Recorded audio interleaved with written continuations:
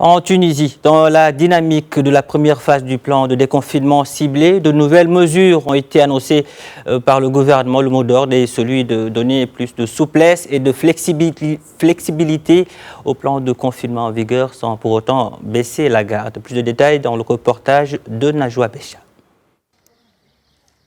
Les Tunisiens confinés depuis 2 mois ont afflué en masse devant les grandes surfaces, les hypermarchés et les centres commerciaux qui ont été autorisés à rouvrir leurs portes le 15 mai. Nous sommes très heureux de revoir nos clients après une fermeture qui a trop duré. Les mesures se résument en essentiellement l'exigence du port de masque, la disponibilité de la distribution du gel hydroalcoolique, la mesure de la température aussi bien au niveau de l'accueil des clients que du personnel. Et à chaque signe négatif, on refoule les personnes tout en informant les autorités sanitaires. Le bilan des contaminations par le virus est maintenant stable depuis 5 jours.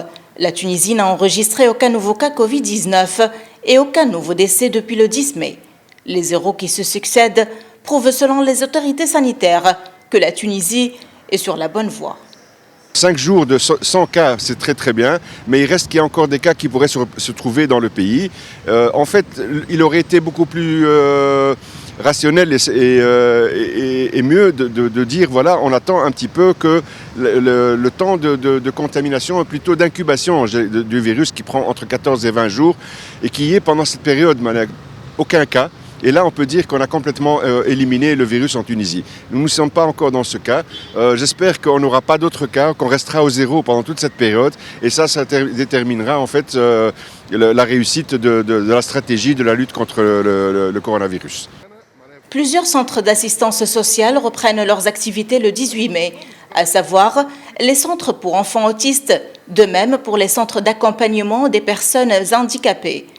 Ainsi, les personnes âgées de plus de 65 ans et les enfants de moins de 15 ans, jusque-là soumis au confinement, retrouveraient leur liberté de mouvement à partir du 18 mai également.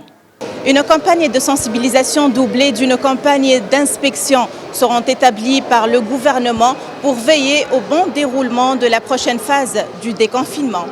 Najwa Bécha, Médiane TV, Tunis.